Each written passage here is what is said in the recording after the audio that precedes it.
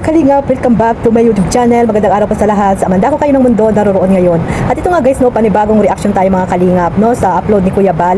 At syempre bago natin simulan ang ating reaction dito sa pagre-reaction ni Kuya Bal dito sa tag dito kay Pidring, no, Lolo Pidring mga kalingap na walang pinagkatandaan. Ayan na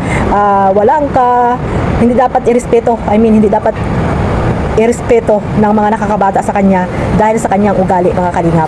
So bago natin simulan yan, shoutout muna tayo sa ating founder Kuya Bal Santos Matubang at sa ina ng Kalingap, Ate Edna Vlogs, at sa kanyang anak na si Kalingap Rab, at ang kanyang asawa na si Jack Tapia Matubang, at sa lahat na po mga kalingap, sa mga reactor, especially po sa Team Bios, Karipa, at sa Team Strikers, Team Watcher, big love shoutout po sa inyong lahat. At syempre sa mga kapwa ko po OFW na walang sawang sumusuporta po sa buong Team Kalingap at yung mga nandyan din po sa Pilipinas, mega love shoutout po sa inyong lahat. At ganoon din po sa mga sponsor na walang sawang sumusuporta po sa buong Team Kalingap at sa mga charity vloggers sa mandako ng mundo or ng Pilipinas. Ayan, shoutout po sa lahat. At ito nga guys, no, grabe yung mga patutsada, no, ni Lolo Pidring dito kay Bibi Beyonce na hindi naman siya inaano mga kalingap.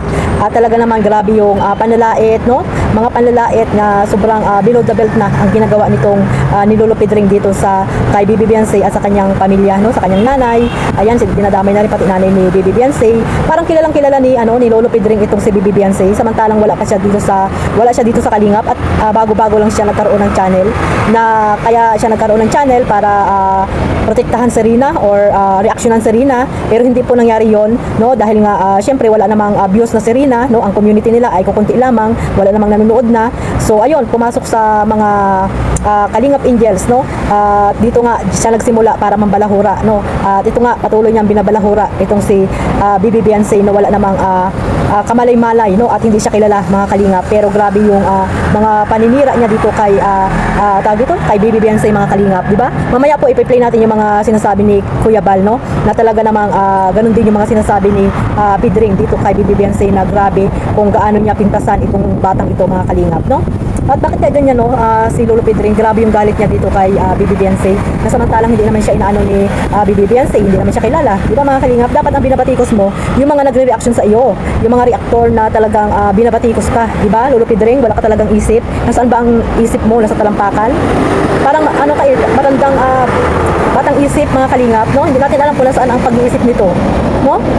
Talagang siya, siguro ay talagang may nag-uutos, kasi nga hindi naman ito maglalakas ng loob kung wala pong nag-uutos dito. Kasi nga lahat ng mga sinasabi niya ay mga kasinungalingan, pawang mga kasinungalingan lamang, no, against po dito kay Bibi Beyonce. Kasi nga hindi naman niya kilala si Bibi Beyonce, bakit alam niyang bulok ang ngipin, yung bagang daw, di ba?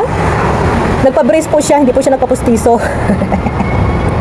Pambihira ka, Lolo Pidring ka. Paano mo naamoy ang hininga ni Bibi Beyonce? Samantalang si Kuya Eds nga walang sinasabi, na lagi silang magkadikit ang kanilang bibig, ang palag-uusap. Hindi nagsasalita si Kalingap Edo kung anong amoy ng bibig ni Bibi Beyonce. Di ba mga kalingap? Samantalang itong si Lolo Pidring napakalayo, hindi natin alam kung saan luparok ng lugar na nandoon. Pero ngayon guys, mga kalingap, alam na kung nasaan si Lolo Pidring, kasi nga talagang ito ang punteriya ngayon ng Team Kalingap nila Kuya Bal, na talagang may paglalagyan po itong si Lolo Pidring, no. Hindi man siya makulong sa ngayon, pero makakasuhan po siya at malaking abala po ito mga kalingap. Napakalaking abala po niyan dito kay Lolo Pidring. Humanda-handa ka na, Lolo Pidring. Baka sa katapangan mo ngayon, baka iyak ka later. Talagang yung kabaklaan mo, no, ay talagang makikita natin kung gaano ka mamroblema na harapin mo si pamilya nila Bibi Beyonce. Kasi minor po si Bibi Beyonce para po liit-liitin mo. Di ba mga kalingap? Ano po ang ginawa ni Bibi Beyonce sa iyo para ganyanin mo, na balahurain mo, na wala naman niyang ginagawang masama sa iyo or hindi ka naman niya kilala, para grabe yung mga pambabalahura mo dito kay Bibi Beyonce, kung ano-ano yung mga sinasabi mo. Lahat na lang, di ba? Pati bahay, sarili ni Beyonce, mga galisin daw. Pambihira ka, nakikita mo naman, di ba? Nakikita mo naman siguro na binablog nila Kalingap Rab, no? Kahit isang agad ng lamok ay wala si Bibi Beyonce. Ang bihira ka talaga, Lolo Pidring ka. Matanda ka na, pero nasaan ang iyong pag-iisip? Ay grabe, wala na ako masabi mga kalingap, kundi ay naku, ang sarap talaga. Hindi lang masamang magmura, no, mga kalingap, na mura na natin itong si Lolo Pidring sa ginagawa niya dito kay Bibi Beyonce. Diba? Wala namang kaalam-alam si Bibi Beyonce sa mga pinagsasabi niya. Ano na lang pala pag na-stress or na-depress si Bibi Beyonce, kasalanan mo pa. Masyadong malaking yan. Problema mo. lulupid rin. Kaya tigilan mo na si Bibi Beyonce hanggat maaga pa. No, pero huli na ang lahat.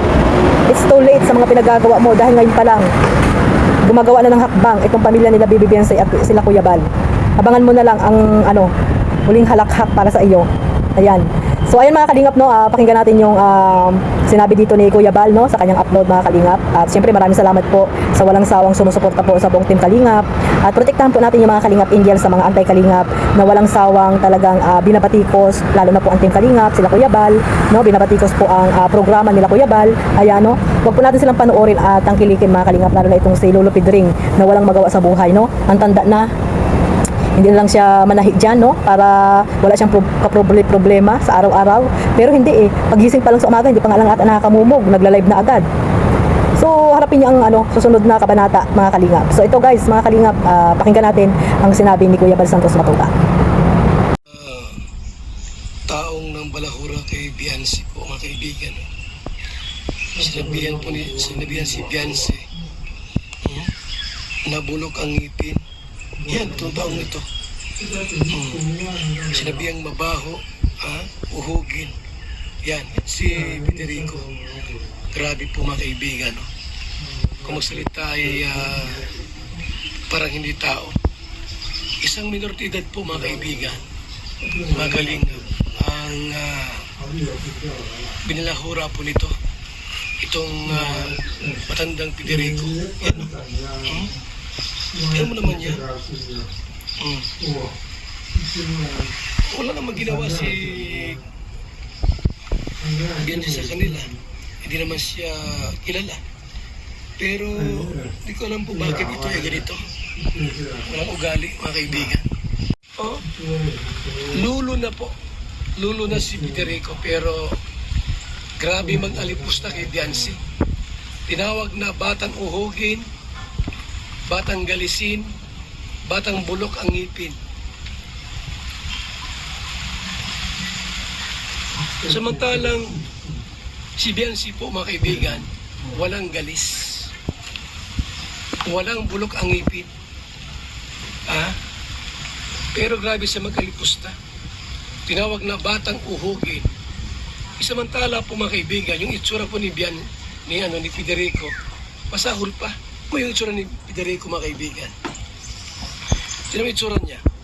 Tinan mo yung itsura niya. Tinan mo yung itsura niya mga kaibigan. Ikaw ang uhugin, Federico ka. Ayun ang itsura mo. Pati mama ni Beyonce, inalipusta mo. Mama ni Beyonce, walang alam o nagtanga-tangahan. Bakit? Ba't galit ka sa pamilyang ito, Federico? Ba't galit ka sa pamilya ni Beyonce? Anong meron? Anong meron? Ba't alam mo si ginawang masama sa iyo? Hindi ka kilala. Pero ikaw mismo ang sumira, ang nagbalahura sa pamilya nila.